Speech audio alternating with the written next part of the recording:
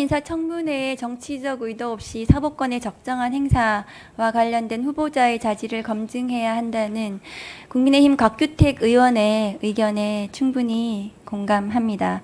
그런데 오전 질의 중에서 정치적인 의도로 읽힐 수 있는 질의 부분에 대해서 조금 말씀드리고 싶습니다. 오전 질의 중에서 비공개 소환 오후에도 얘기를 하고 있는데요.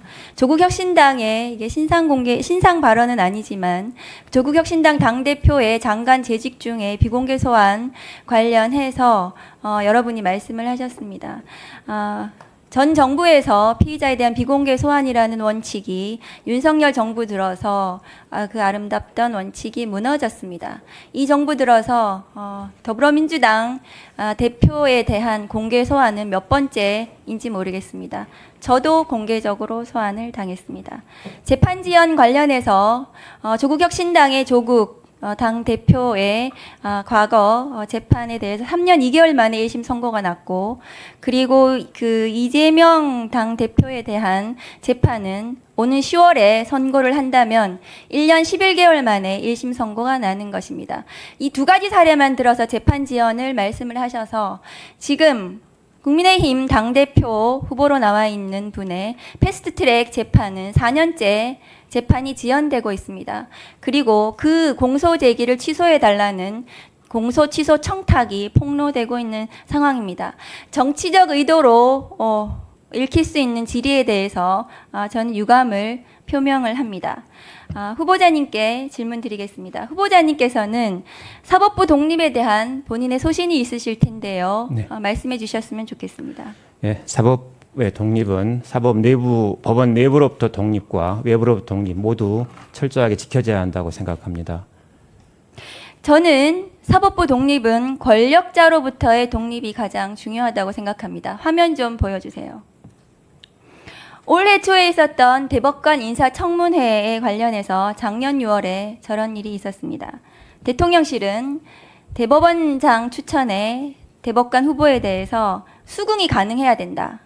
편향시에는 임명을 보류하겠다는 발언을 서슴지 않았습니다. 기사에 나온 것과 같이 대통령실에서 문제 삼은 이 대법관에 대해서는 임명 제청이 좌절되었습니다. 후보자께서는 이 상황에 대해서 어떻게 생각하십니까?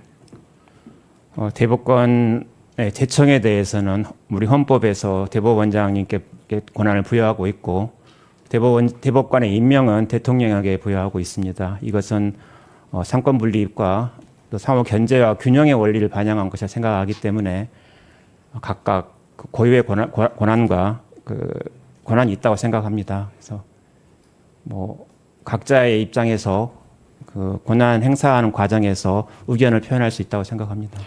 한 현직 판사는 법원 내부망에 후보자의 제청을 행정부가 임명 거부로서 적극 정쟁화하겠다는 예고나 다름없다. 임명 거부의 실행은 헌법상 권한 행사이라고 할지라도 임명 거부의 예고는 법에 없는 정치 행위라고 비판을 하기도 했습니다. 저는 대통령의 이러한 편향된 임명 제청권 침해가 사법부 독립을 심각하게 침해한 상권 분립을 침해한 반헌법적 행위라고 생각합니다. 이에 대한 후보자 의견은 어떻습니까?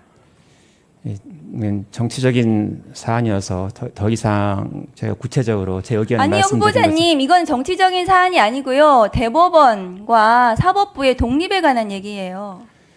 이게 왜 정치적인 사안입니까? 사법부 독립을 지켜드리겠다는 거예요. 대법원장이 대법관을 제청하는 것은 대법원장 고유의 권한입니다.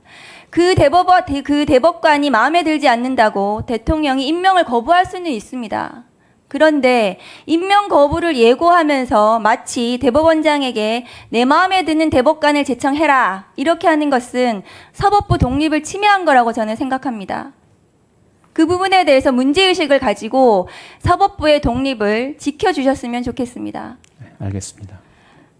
다음입니다. 후보자님, 부패와 경제 범죄만을 수사 대상으로 21대 국회에서 개정된 검찰청법 시행 이후에 명예훼손 범죄에 대해서 검찰이 지금 수사를 하고 있습니다. 수사할 수 있습니까? 명예훼손 검찰청법상 부패와 경제범죄만을 수사 대상으로 검찰이 직접 수사 대상으로 삼고 있습니다. 그런데 대통령의 명예를 훼손했다는 것이 수사 대상이 될 수 있겠습니까? 그것은 추후 제가 혹시 대법관이 된다면 그 부분에 대해서 다시 재판을 할 여지가 있어서 지금 이 자리에서 말씀드리기는 좀 예단을 미리 주는 것 같아서 적절하지 않다고 생각합니다. 그 사건 관련해서 법원에서 아까 더불어민주당 의원님들도 지적하셨는데 압수수색 영장이 계속해서 그냥 발부가 되고 있습니다. 자판기처럼. 대통령의 명예를 훼손했다는 것이 대통령이 처벌 의사를 밝혔는지도 모르겠어요. 피해자가 처벌 의사를 밝히지도 않았는데 그 사건 직접 수사 범위에도 해당되지 않는 시행영상, 그런 압수수색 영장이 계속해서 법원에서 자판기처럼 나오고 있습니다.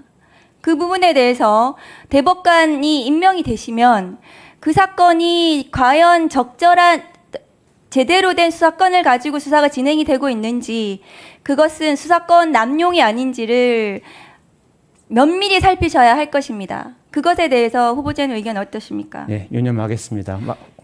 혹시 제가 대법관이 돼서 그 사건을 심리할 수 있는 기회가 된다면 면밀히 검토해 보도록 하겠습니다. 그리고 지금 아까 또 한 차례 나왔는데요. 그 영장 심사 제도에 대해서 대법원 규칙으로 제정하겠다는 거에서 후보자님 서면 답변에서는 찬성 입장을 밝히셨거든요.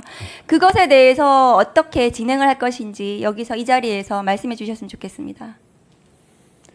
제가 알기로는 지금 대법원 규칙으로 하려다가 다시 거의 법률로서 제정하는 것이 더 법률 제정하면 거부권 행사를 해서 이거는 진행을 할 수 없습니다.